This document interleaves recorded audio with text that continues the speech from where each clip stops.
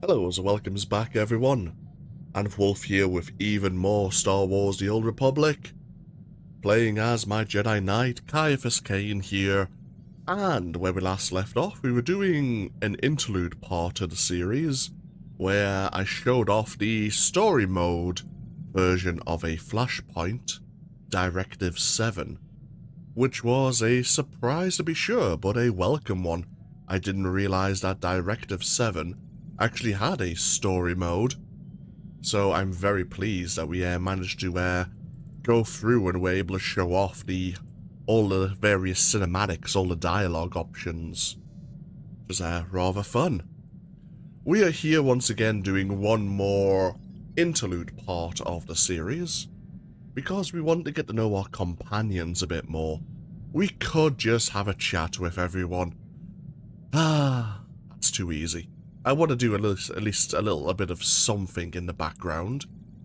So, we're going to have a look at our space missions once again, and see what's going on there. What I may do for future interlude parts is maybe look at doing some PvP.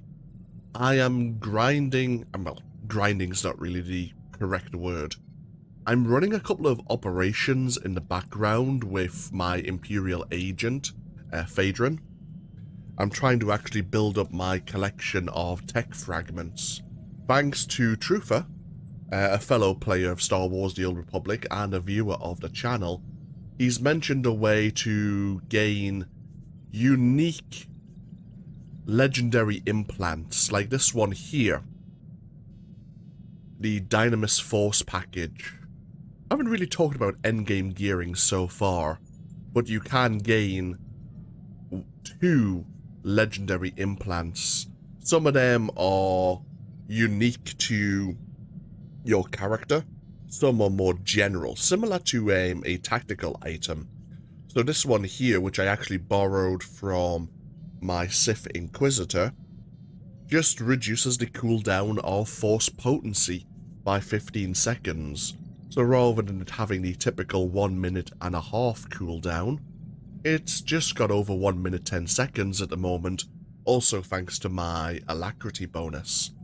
I'm getting very reasonably geared towards endgame, so I'm actually going to probably be looking to do some PvP in the near future. So maybe we'll show some PvP off, like some war zones or some arenas, which I think might be interesting for you all as well. For now though, let's have a look at the Republic Fleet Command menu here. We have all the operations available to us because we've completed all of the standard space missions. And I suppose, if nothing else, we should start at the top and maybe work our way down through the heroics, which may be a terrible idea. I think I've only played one of these before and got absolutely destroyed. So, yeah, let's give it a go and see what they're like. So we have the Arduous Outpost Fortification. An Imperial fleet has emerged from hyperspace to ambush Arduous Outpost, a Republic space station in the unknown regions. Reinforcements are needed to aid our frigates in eliminating the Imperial fleet before the outpost is lost. I think this one might be the one I've ran before. What we're going to have to try and remember is not to focus on the bonus objectives. Try to stay alive, try to focus on the primary goals, the primary objectives. Grade 7 upgrades or higher. Jesus Christ.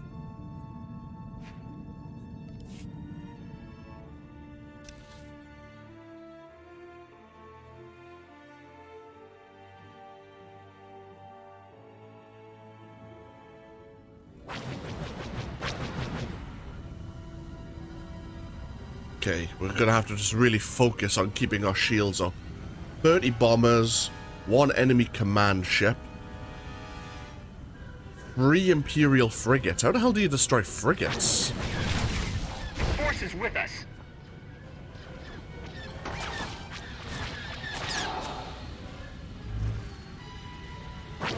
Oh, they're my own starfighters. Whoops. Where are they all coming from?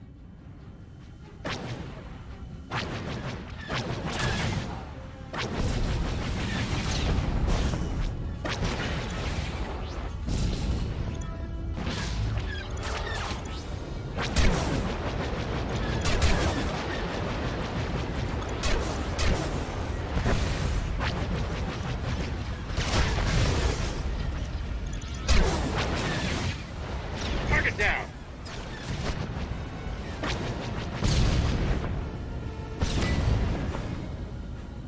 Okay, get our shields back up.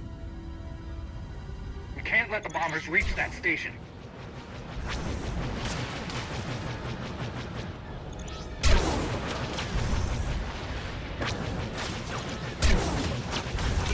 Oh, shields down.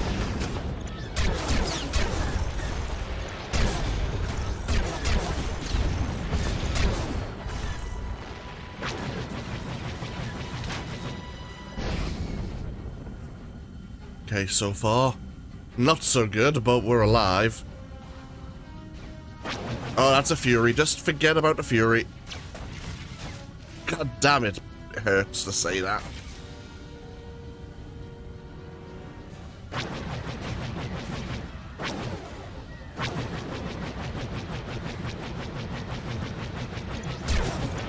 Yes, great shot. Can you please bugger off?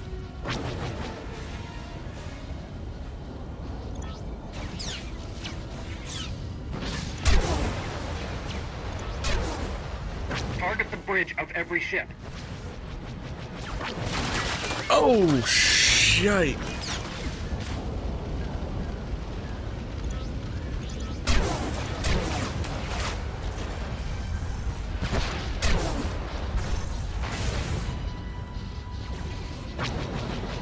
That Fury is not leaving me alone.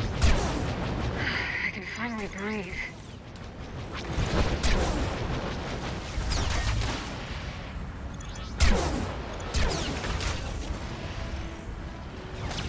That Fury is still on me. Holy shit.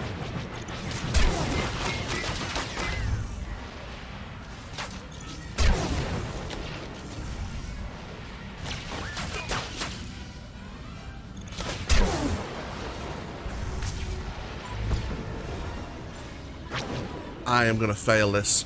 I can't hit those bombers. Tell you what. Let's back out. Ooh, bloody hell. Okay. Note to self. Destroy that Fury.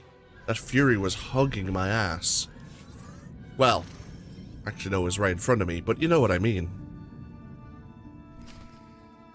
It was the constant pressure on our shields. Ooh.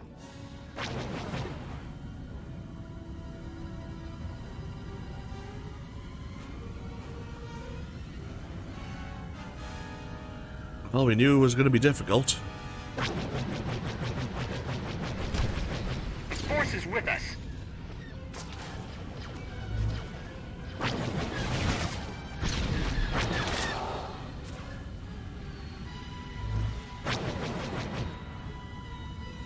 Where are they all coming from?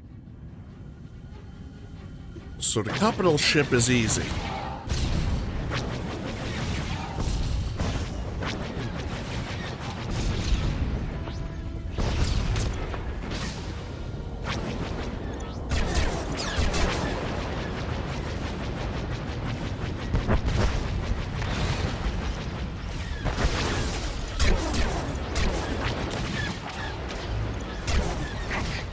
Sorry, friend.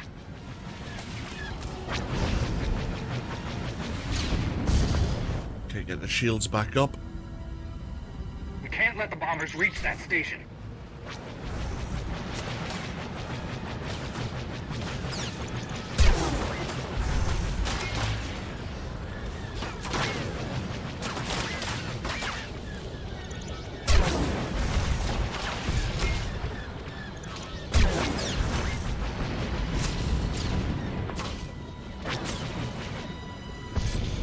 Those bombers alone are a pain. Let's get the shields back up. Let's focus on the Fury.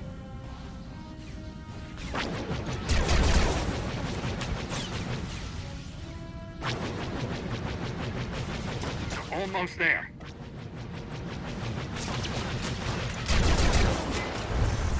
Right.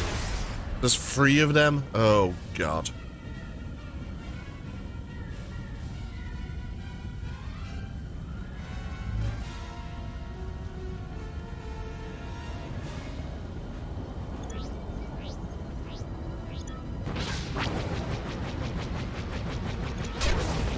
Target the bridge of every ship.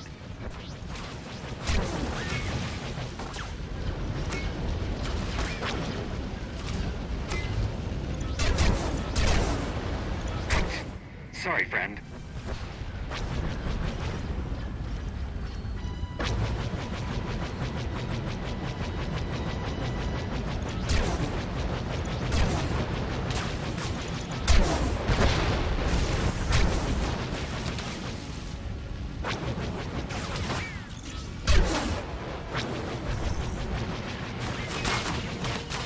Oh, that's another that's another Fury there.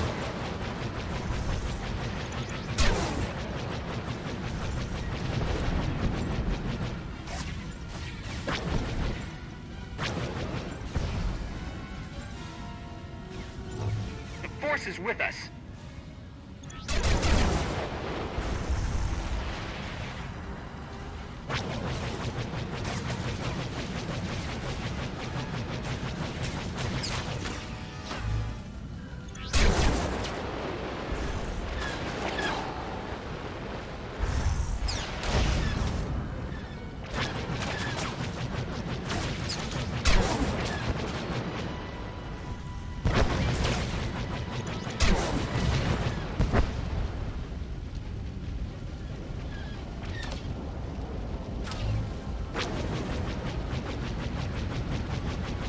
Quite a show.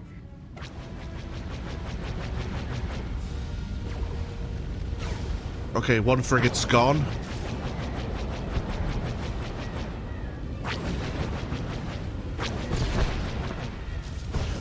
Our hull is, looked better. And we're running low on missiles.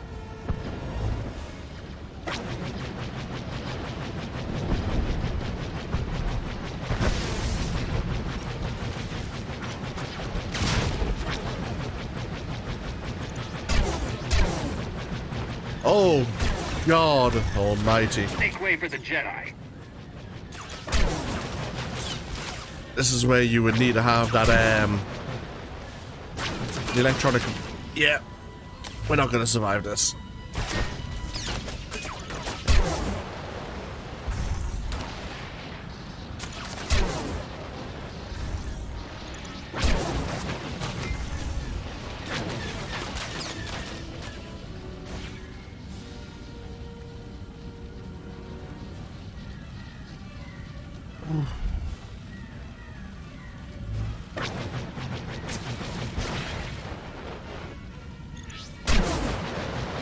Force is with us.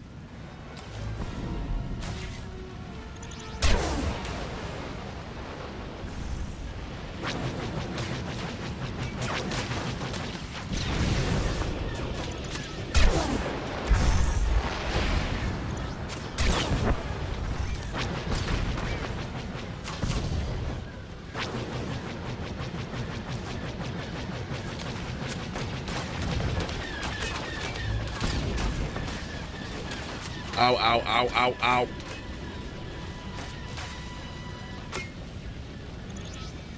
Be good to know which bombers I'd already kind of Enemy hit. destroyed. Oh, and they're jumping out, yeah. Not a chance.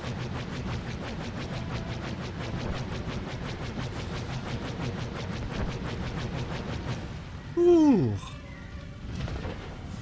That station is toast.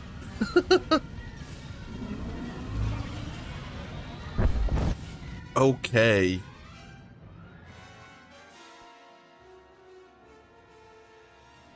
Well, we certainly tried.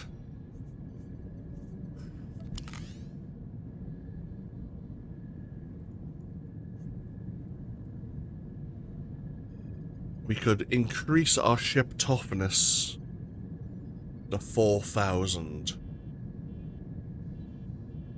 I could make my blaster damage up to 200, which is a minor upgrade. We could switch from 100 to 150 missiles, therefore allowing us to use our missiles more, but it would deal less damage. And the only other thing we're really missing is the improved power conversion module.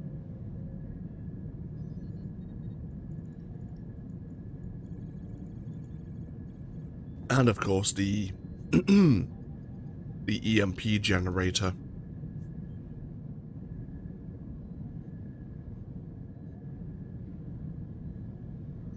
The EMP generator would definitely be handy against those bombers. Or against the frigates as well. But near the end, the frigates were quite close to the bombers, so that would be a good time to trigger. No, it's probably best when they first appear, because the frigates are close to you as well. Yes, that Orgus outpost is certainly a difficult heroic. But I guess all of them are going to be like that in some way.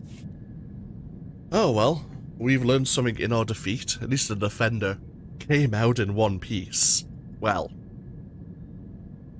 it's going to have to go into a dry dock and get repaired for a while, I imagine. Let's go have a chat with everyone, shall we?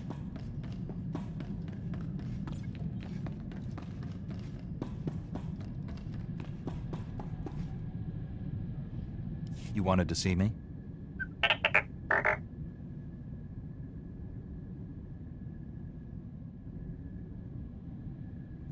Tell me what you found out.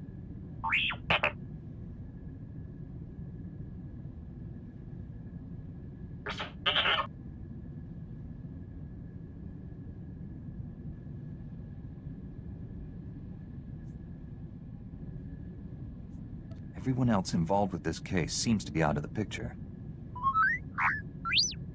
Oh. A taste of her own medicine. Guess her employer didn't trust her to keep quiet.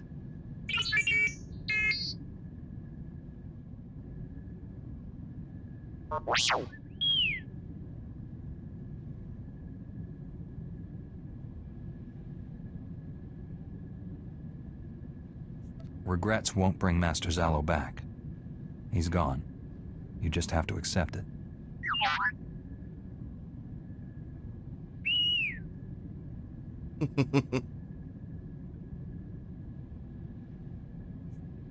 The Empire doesn't stand a chance against the likes of us.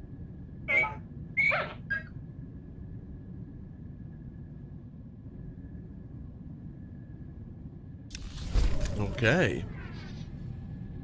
So even though we have the list of spies who may have been colluding with the Empire for the sacking of Coruscant, there's still someone who was paying a bounty hunter to cover up the evidence.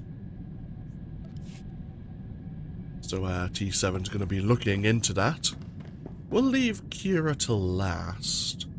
So with that being the way it is, hello Doc, how are you getting on? You can get along without me for a bit, right? Need to pop over to Alderaan. Old friend of mine there got kidnapped by gangsters. They'll kill her if I don't deliver the spice they paid me for. You realize selling spice is against the law? What's to stop me from turning you in? They only paid me for spice. Never planned to actually deliver any. A couple of years back, I scammed this gang for a bulk load of credits. Spent everything to set up a refugee hospital on Alderaan. My friend is the head doctor there. I guess the gangsters finally figured out where all the money went. They're holding your friend hostage until you give them their credits. Or the spice. I'm going undercover for Republic Customs. Once I deliver the spice and free my friend, the good guys swoop in. Gangsters go to prison and my friend gets your hospital back. Whole plan's foolproof. Won't take any time at all. Watch your back, Doc. Someone's always building a better fool. Don't I know it? Those gangsters were smarter than I thought. But the Republic hostage negotiators talked him out of killing me. They were really something. I assume the woman you went to save also survived. Old Doc never lets down a lady in distress. My friend got away clean. We never got a chance to catch up, but, hey, that's her on the holo. Probably wants to say thanks. Hey, pretend you work for me, alright? You look terrific, Prudy. Have you lost weight? Love the new hairstyle. 2 years without so much as a hollow, and that's all you can say. You abandoned me at our wedding. Sounds like you have some catching up to do. I'll go meditate. Don't leave me alone with her. That was ages ago, darling. Don't tell me you're holding a grudge. I thought you loved me. You said all those wonderful things on Ord Mantell. Prudy, sweetheart. Those were sweet nothings. You should never take those at face value. My parents flew all the way from Coruscant for a wedding that never happened. You loathsome cad. I wish I'd never met you.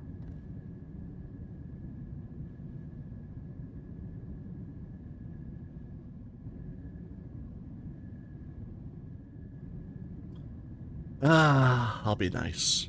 Whatever happened before, Doc risked his life to save you. I'd never have been kidnapped if it wasn't for him. Look on the bright side, Prudy. You still have that hospital I bought you. The gangsters burned it to the ground.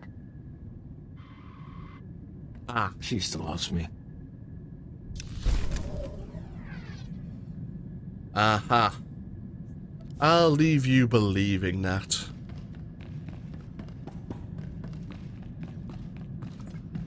Hello, Sergeant.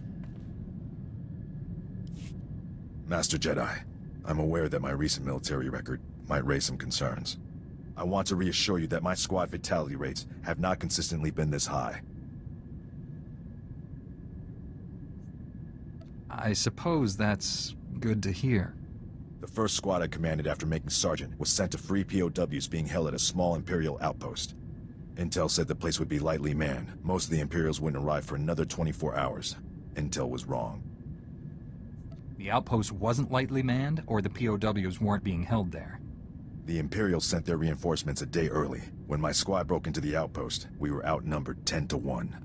We were outmanned and outgunned, but we achieved our objective, freed all the POWs, and came out alive.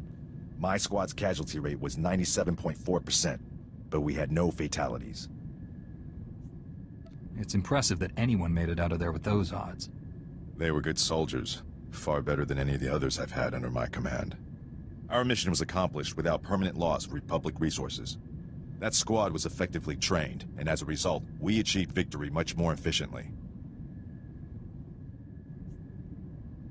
Then the death tolls are simply a matter of poor resource use? Good soldiers are a resource.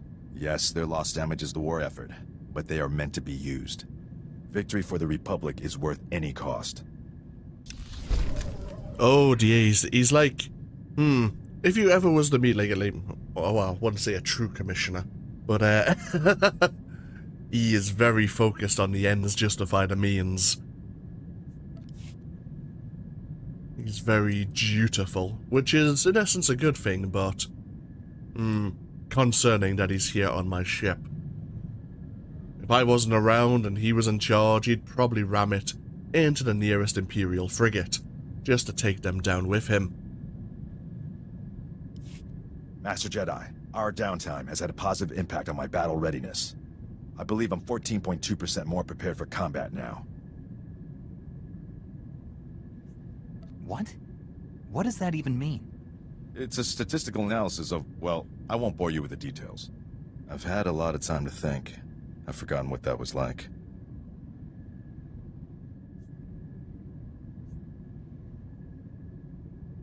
Relax while you can, Sergeant. There's more fighting ahead. I'm looking forward to it. I've been thinking about my original squad. I haven't seen any of them since we liberated that POW camp. They seem to be on active duty, but I can't find any mention of commendations or recognition. They should be decorated soldiers. I'm sure you'll find something. Carson, Naja, Eckerd. That whole squad has simply vanished. One might almost believe that you considered those soldiers people. They'd be most valuable to the Republic deployed on the front. The This just doesn't make sense to me. Okay. So the sergeant here is looking into his original team. Okay, we'll leave him to it. See what he finds out.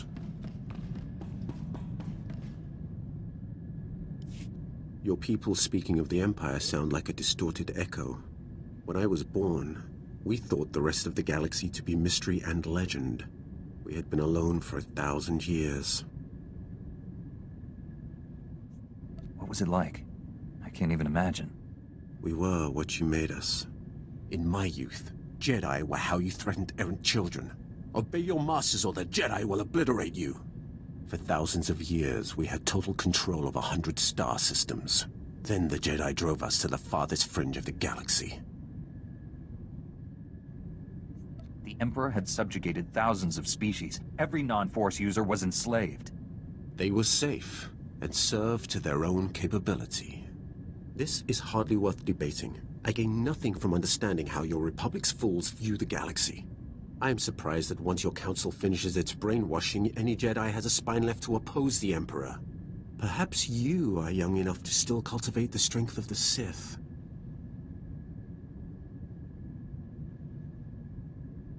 Revan the Exile and I were all Jedi trained. We all resisted the Emperor. What Sith have done so? That was a surprise. In 3 centuries, I expected to see one test his strength against the Dark Lord.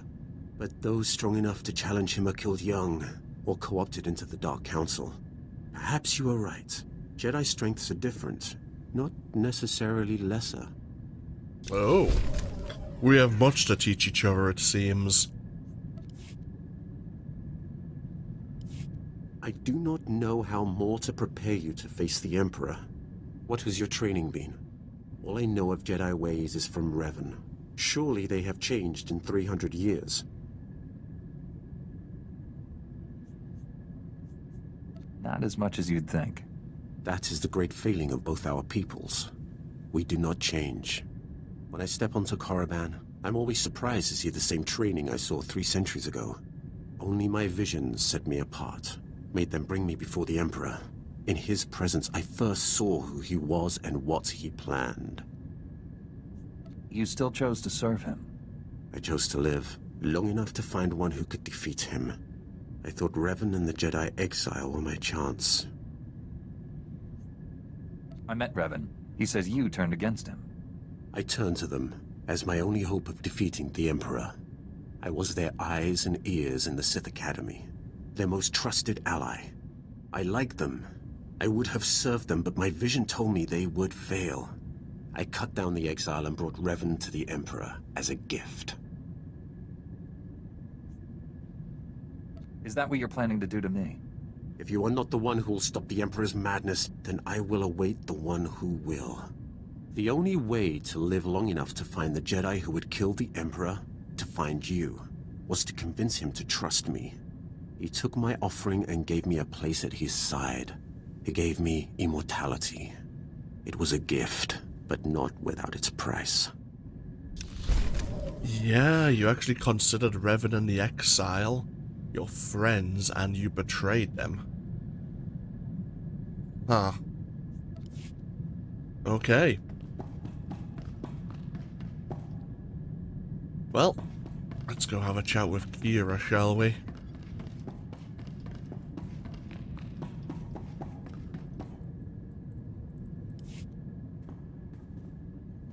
Been doing some light reading lately. Amazing what's tucked away in the Jedi archives. Still hunting down exact details, but get this. The Council can grant Jedi the right to attach under certain circumstances. Heavily monitored, of course. Probably need a special license, but still. Interesting. The Council expressly forbids Jedi from romantic involvement. There has to be a catch. Being the Jedi who saved Tython from certain destruction might earn us special consideration. We wouldn't be the first, you know. I've even found records of Jedi who were married. Had children. Not that I'm suggesting we, you know, I like things the way they are. You're the one who brought this up. Isn't there a reason? Trying to make life less complicated, that's all. Eyes are tired. Too much reading. Need to relax. Meet me in my quarters in 2 minutes. Actually, sneaking around can be kind of fun.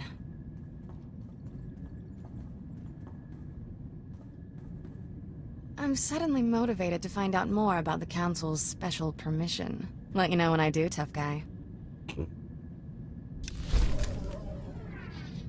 Yes, light reading indeed. Okay. I'll take a break here. Thank you all for joining me once again with even more Star Wars The Old Republic. We'll take a break, and when we come back... Corellia it is. Yay. Thank you all for joining me once again with even more Star Wars The Old Republic. As always, feel free to leave a comment if you so wish, and hopefully I'll see you for even more next time, on our way to Corellia and to locate Master Tall Braga. Until then, though, take care. Bye-bye now.